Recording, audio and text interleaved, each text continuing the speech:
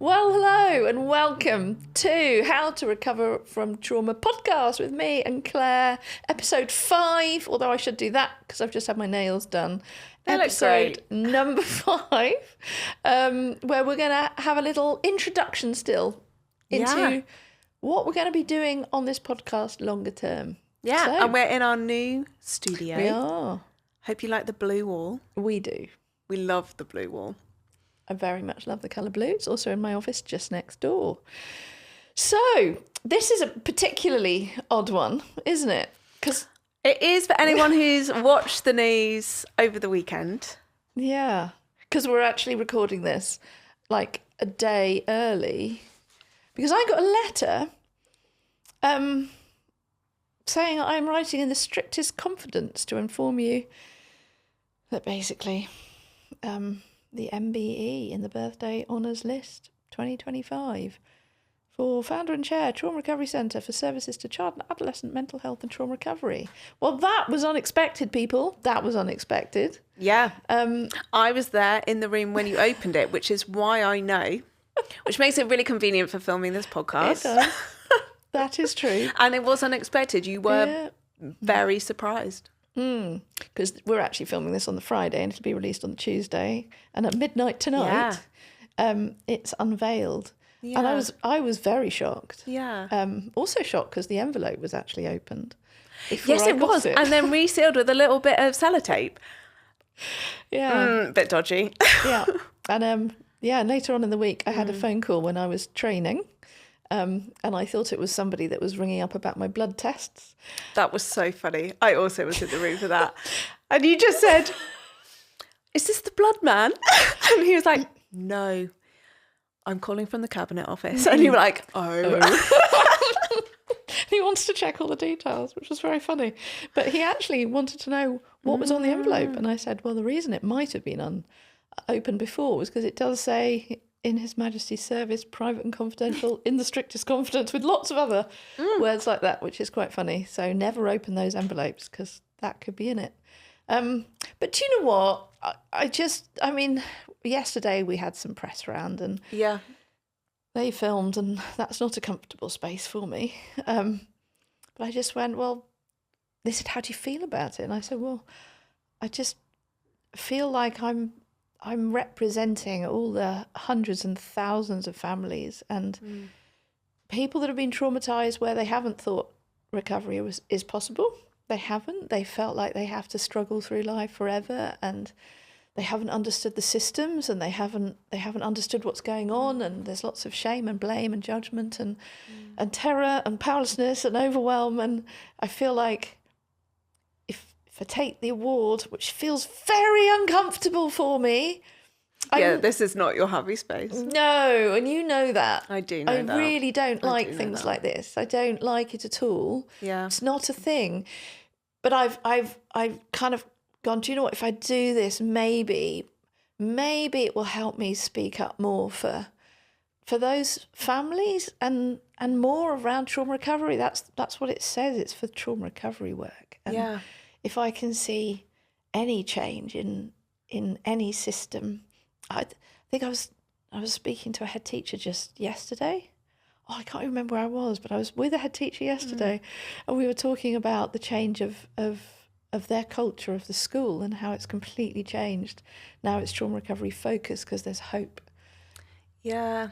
And that's worth it. Yeah. That's worth everything that we And do. I do think, I will speak on behalf of someone that works with you, I think you really deserve it because you really have poured so much into trauma recovery work. So I think it's excellent. I'm very excited. Well done, you. And I think it is a funny story, so we should share. So Trauma Recovery Centres, one of the organisations that you work, the press came down to that yesterday. And we called up a client parent who is always saying, I would love to talk more about this. I would love to raise awareness about TRCs because she's been helped so much and she really wants to see them in more cities. So she came down and they just asked her a couple of questions about what the TRC is, how it's helped, how your work has helped her. And within it, she made a comment, didn't she? Which was actually hilarious, considering this whole thing is completely confidential. It was very awkward, actually. Yes. The question they asked was, how has Betsy's work impacted your life? Yeah. And she said, I've said this to Betsy to her face before, that it's actually saved my life because I thought I was going insane, but actually I wasn't. And now that I've understood how trauma impacts the brain, impacts the kids that I look after, she's a stepmom, that actually now she makes sense of it, she can not feel like she's blowing up every day and the situations that she's around, and she actually has strategies. And they have actually had enough help to go through trauma recovery. But the funniest thing was that she said, so it's a long story now, she goes, that woman deserves an award from the king. And you and me are looking at each other behind each other's backs, behind her back, going, what? No, she doesn't know. No. This is meant to be confidential. Yeah. She's not meant to know. No. Like, the press are there to interview about this, but we told everyone else it was just an article about TRC. We did. Yeah, and the two, the film man and the other film man, the two people coming from the press, they then thought we told her, which we absolutely hadn't, because it says very clearly in strictest confidence. Yeah, I know. So we hadn't.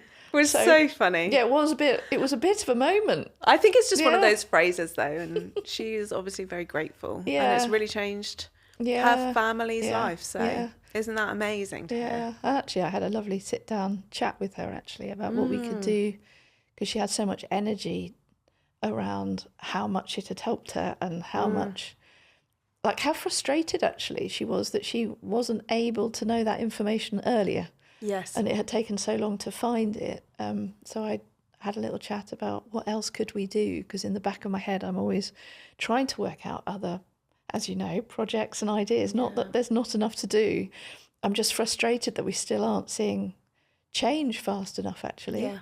And we're, children and young people and families are queuing up for statutory services for months at a time, desperately trying to get help. And I'm sure we can do more still. Yeah. So I think I said to her, how about we did more parent support groups that were before a child comes for therapy and after they come for therapy, that can be accessible forever? Like, why would we put an end to it? Yeah. Because you never know when you might have a crisis or a sudden reoccurrence of a trauma symptom. And, us adults can suddenly panic, and we might feel a bit like, oh my goodness, are we going to relive that whole period of time where it felt awful and terrifying for everybody around, maybe the child that was traumatized? But if we had a continual space for people to pop into, I think that would be really positive. So I'm hopeful we can start that. Yeah, definitely. It was so nice because she's come to the parent support groups where you wrote a course on trauma recovery and how that impacts their child's brain. Yeah. And she actually just started spurting out neuroscience. She did. To the press men. Yeah. Which was brilliant to hear, because you definitely know that she listened. She did. She really learned. Yeah. She really took stuff from that. Yeah. What an opportunity. Yeah. Yeah. It was beautiful to hear her. And we've got a young person's new group, which we started about a year ago, called Amplify, to amplify young people's voices around their trauma recovery journey. Yeah. Because I think their stories are stunning, just like this mum's story is stunning. And I feel like so often there's negative words everywhere about waiting lists, and absolutely, I totally get that.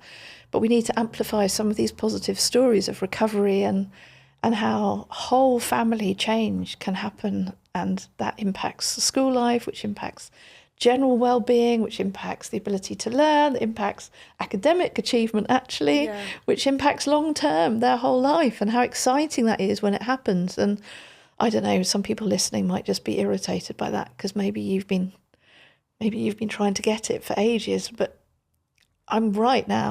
we are right now trying to start lots of new trauma recovery centres, actually, which is one of the charities, one of the 5 organisations that I founded.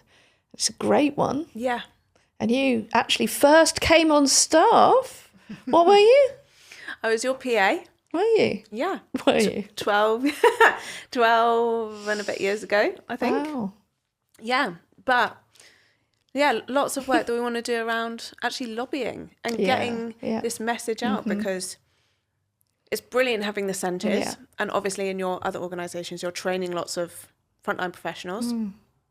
But how do we actually get the message known more?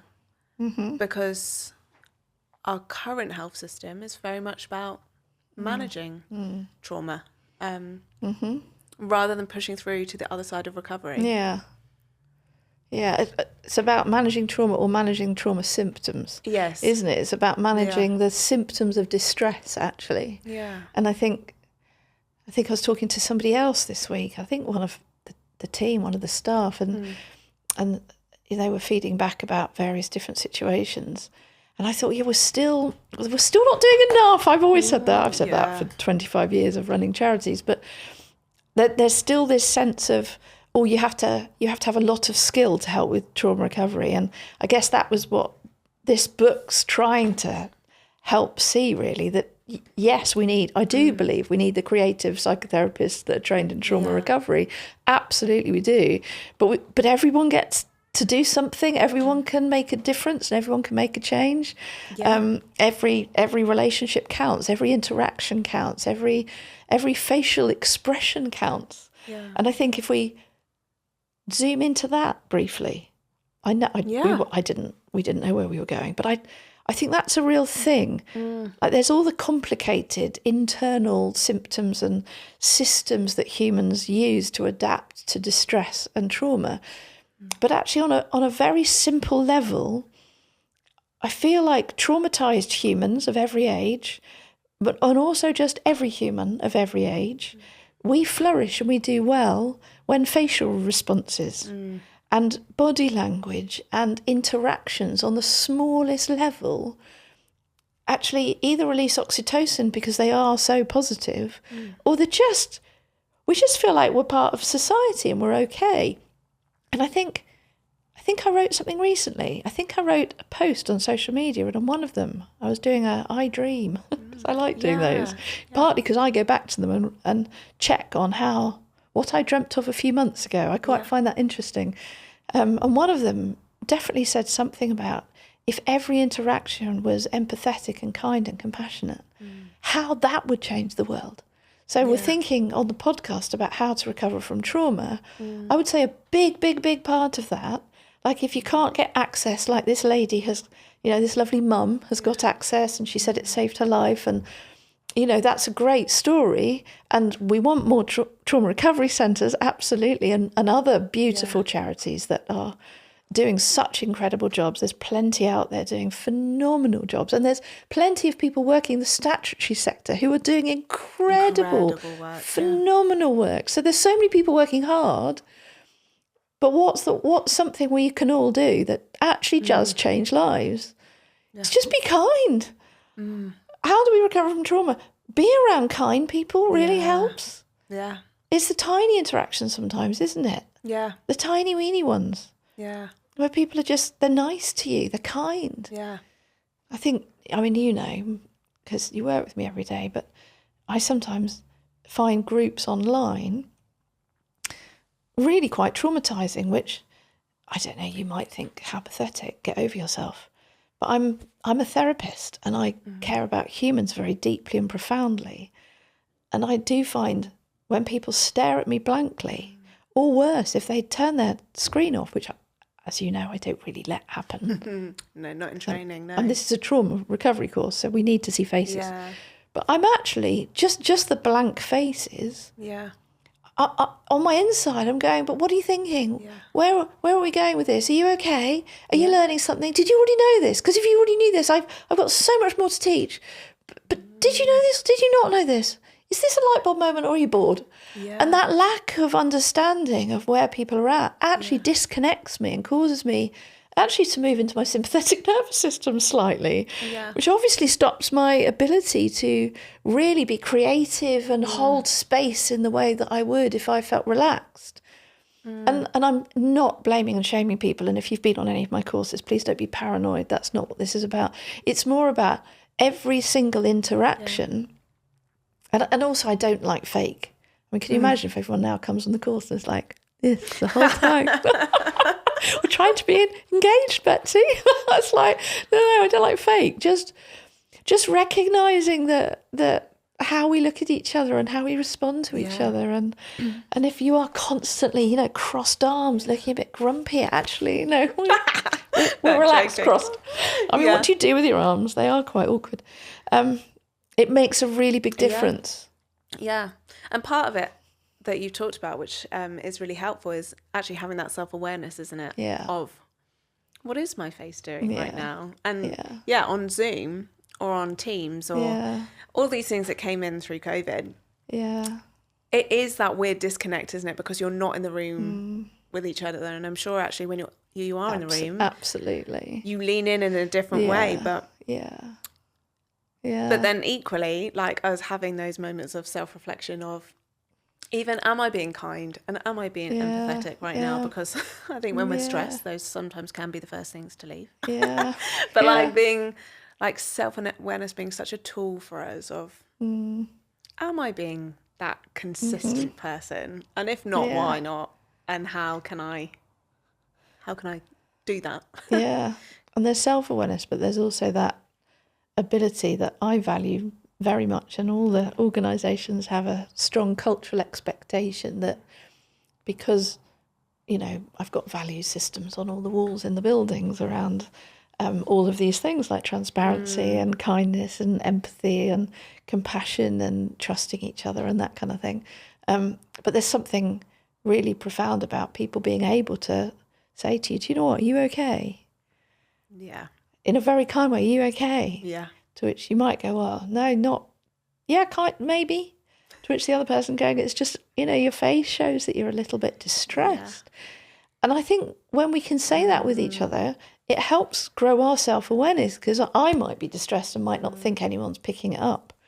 And it could be one of the team, because we try and say it nicely to each other rather than, why are you like that? It's just, I'm wondering what's going on, because that enables us to go, oh, do you know what? No, I am struggling a bit today. Yeah.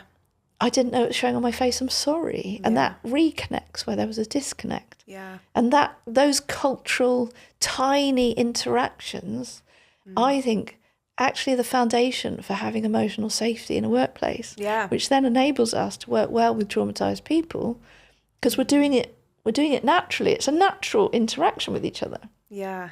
And I remember having worked, I mean, it's going back a bit now because I've worked with you for so long, but being in work cultures where it's very much people are talking about each other behind each other's backs, but not in a good way, not in a positive, caring way, in a quite, can we say bitchy on this? I think so. Hopefully. In that way, where if people's behaviour isn't great, then they just start talking badly about them behind their back. Yeah. Whereas it was really interesting coming into this setting, working for you, where it was like, no, actually, we can talk about people behind their back if we're doing it from a place of care. And it's just, oh, I've noticed ex-colleague doesn't quite see themselves today. Like, have you noticed that? Is that a thing? And it might be that their manager is like, oh, yeah, actually, they're going through a thing. We know. Just give them a bit of extra. Like, grace acknowledgement this week. And then we're like, oh, okay, that's fine. But I've really appreciated that coming in, and I've had people come and say to me, oh, how are you? How are you doing? It's actually been really helpful. So like reflecting it back of, oh, seeming a little bit more spiky than usual. Are we okay? And that's actually been really helpful for me, because you can actually build that trust enough to know, oh, I know where it's coming from. I know that's caring. And I've really valued that. And as a leader, I value it too. Because I encourage all the staff in all the different organisations to talk about all of us behind our back, as long as it's with the best intention in mind. So I think that it's kind of one of my safety valves for leadership, because I don't want to ever be a leader that's controlling or dominating or all of those awful things where you always feel a little bit fearful or nervous that you're not doing it right, or you might get demoted, or all of those things. I want relational culture, authentic relational culture, that it is a workplace and we are all bringing our best, but we're also humans. And we do actually have good days and bad days. But as a leader, I want people to feel like they can absolutely literally gang up behind my back and have a conversation. about a culture that you think's wrong. You're all welcome to do that. Yeah. And I trust you enough that you'll come and talk to me as a little group, not too big, that's a bit intimidating. Like I suddenly pictured like 30 people. That's quite frightening, actually. Yeah. No, like three or four people saying, Betsy, can we have a chat? And coming in, and then I have to go through my threat response. I still do. It's that, oh no, what have I done? Have I done something awful? And I have to breathe through that, going, no, this is an intentional culture that I've set, that I want you to feel like you can come and say, you know, that thing that just happened. Yeah. You know, we're not too sure where that came from and what you meant by it. And it felt a little bit whatever. Yeah. And then sometimes I have gone, oh, goodness, I think I totally misfired there. Yeah. I think I said that wrong. I didn't mean it. I hope you understand I didn't mean to hurt you. Yeah, I'm sorry. I actually had to see you do that really much. Have you not? No. Oh, I thought I have. Yeah, as in occasionally, but like, it's not like a weekly thing. No, but yeah. No. But it keeps me safe that you can do that. Yeah. Because otherwise I feel like I'm leading something and there's the disconnect between the leaders and the rest of the team. And I'm all a little bit lonely going, well, I hope everything's how I think it is. Yeah. I don't actually know how it is. Yeah. And that's actually scary for leadership. Yeah. And I think some people don't get that. So I take great comfort in the fact that I regularly remind you all that you're very welcome to feedback in any way possible, but preferably relationally. Well, it's that human-centred culture, isn't it? Again, which, I mean, it probably helps that you're a psychotherapist and you understand how humans work, because I just think this is so essential for every area, for people to actually understand how humans work. Yeah. And how we can best work with each other to get the best out of each other and to help each other and care for each other authentically. And if we're working with traumatised people, which, I mean, even if we weren't running trauma recovery centres and things like that, and people are touched by trauma. Yeah. People have struggled with so many things recently, and could be type 1 trauma, could be collective trauma. Yeah.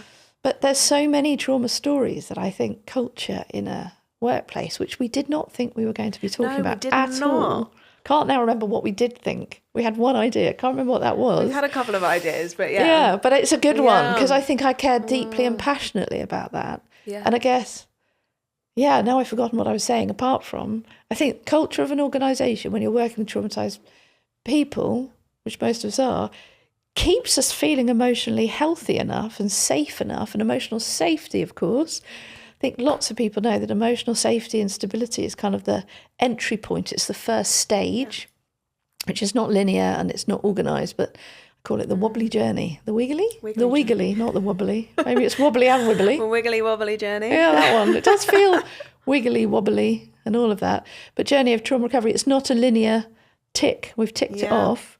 But that pathway, it does definitely start with that feeling safe. I feel safe here.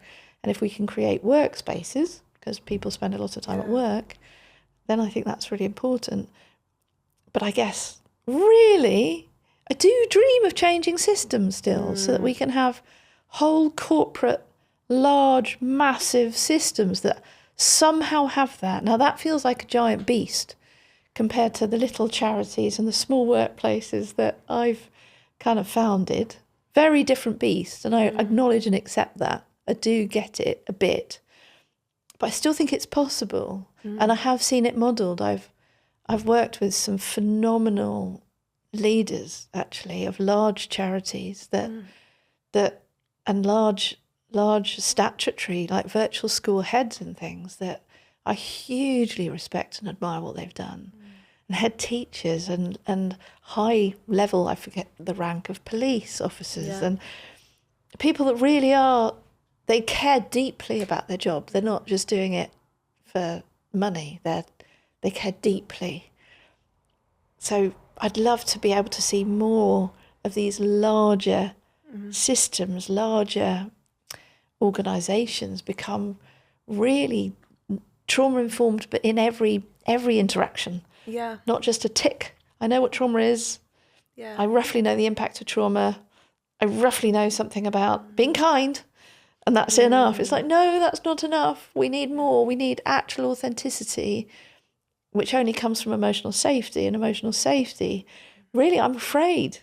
I know these days people don't like leadership. I do feel like that. And I might be wrong, but I feel like leaders are not popular a lot of the time. In what way? I feel like because trauma, my definition of trauma is terror, powerlessness and overwhelm. Mm-hmm. I think so many people feel powerless. Yes. That I think there's an issue with people that have any form of power.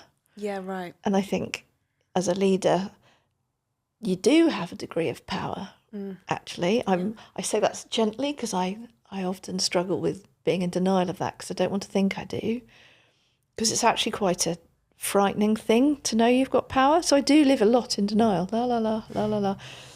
But if I can use it for good, to keep people safe, it's worth it. But I think, I think there's jealousy over people with power. What was I saying about that? And is that because we actually live in quite a traumatised nation? Nations, I think. Well, world, yeah. Yeah, I think, well, because I think a lot of our systems are coping with a lot of humans who are in distress. And so a lot of our workforce is, well, no.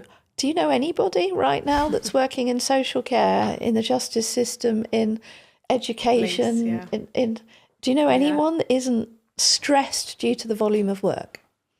No. No, I don't. So when I started as a teacher back in 1994, it was busy. It was busy, but I do remember having some evenings. Yeah, right. Those things called evenings. I don't think I've had them since. But evenings. Yeah. I don't see that balanced work life anymore, and it's impacting everybody, I think. Yeah. God, we need some more beaches. That would be nice. Yeah, that would be great. But a trauma recovery focus rather than just a trauma informed, because that all of language isn't language complicated. Because trauma wasn't really heard of 10 years ago, but it's getting heard of more. But I love that. Let's be trauma recovery focused in what we do, because then we care about every interaction. Because if you're traumatized and we're having a conversation, then this conversation could change your life, because I'm thinking, how can I make this not just a conversation about, I don't know, something out there, our shopping spree we had, which we didn't, but that sounds fun. Rather than just talking about that, how can I make this something that could facilitate you feeling safer and more connected and more like there's hope and more like actually recovery is possible? Yeah. Yeah. That's exciting. That is exciting. Oh, so many thoughts. Culture. We've ended up talking about culture of larger organisations and smaller organisations, the culture of trauma-informed, trauma recovery-focused, the need for system change, which is not about blaming or shaming, because leaders, and that's the problem, as soon as we talk about system change, it does sometimes become about bad leadership. Yeah. But I think leaders, the role of leader is difficult. It's really difficult. Yeah, definitely.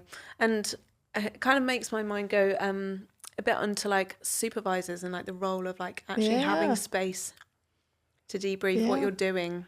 So there's such a lack of that. It's good in the psychotherapy world. Yeah, we have to have them. Exactly. But Very so grateful many people working with traumatized, people who don't have that space and just thinking how that can knock on to managers or people who actually have full jobs without also having space to like help people debrief and things. Because we do need that as humans, don't we? Yeah. And if we start just trying to push that down to cope, then that can go a bit wrong too. Yeah, because it kind of bubbles up at some point, doesn't it? And sometimes it can take a crisis, and then all of these things that we've pushed down as humans can suddenly come splurting out. And sometimes they're nothing to do with the crisis. Yeah. But they come splurting out about, well, 5 years ago this happened, and 3 years ago this happened, and I felt hurt there. Which again is why the culture is so important. If we can build cultures where, you know, like again I say, if I have hurt you, you know, if it's small, maybe you just need to suck it up, because otherwise this could take too long. But like if I really have hurt you, I want to know, because I want to repair. Yeah. And that's the whole rupture and repair thing, actually, that, well, we're not all attachment figures for each other. There is the relational rupture and repair that strengthens that sense of safety. Yeah. That you can make a mistake and repair it. Yeah. You're not sacked and rejected. Yes. Because that would be a shame, wouldn't it? Because we're humans. Yeah. Yeah. So how does this fit with how to recover from trauma? Building emotional safety, cultures that build emotional safety, leadership, recognising. I feel like leadership, in my mind, I'm very visual. I feel like as a leader, I wear a very, very, very heavy jacket. Yeah, right. And it goes to the floor. And sometimes on a hot, sweaty day when I'm very, very busy dealing with crisis, I feel the weight of it. I'm like, I'd just like to take the jacket off and run into a beach. Yeah. That's what leadership's like, I think. And we might make mistakes, leaders, but there's that sense of I'm really trying, but it's really heavy. Yeah. Because I'm needed in a lot of places and there's a lot of demands on me. And actually there's quite a lot of terrifying governance everywhere. That I have to try and have systems in place to make sure we've ticked all the boxes that are required and we haven't made any mistakes. Yeah. And carrying the weight for the liability. Yeah. The type of organisations you run, Yeah. It's hard. Yeah, it's really frightening, actually. Yeah. So that's how I describe leadership. Yeah, so all of that is all part of facilitating environments where people can actually recover from trauma. Because it's not just about an hour therapy session a week or an hour mentoring or a brilliant youth group or a brilliant creative arts group that a child or young person can access that's a really therapeutic, emotionally safe, trauma recovery focused space. Those are fantastic. Yeah. But we need whole cultures of organisations which are intentionally built and designed around how can we make every human feel like they belong, that they're wanted, that they're needed, that we value them, that they've got a voice that we want to listen to, that we're all curious. We're all curious about learning from their life experience and their perception of the world.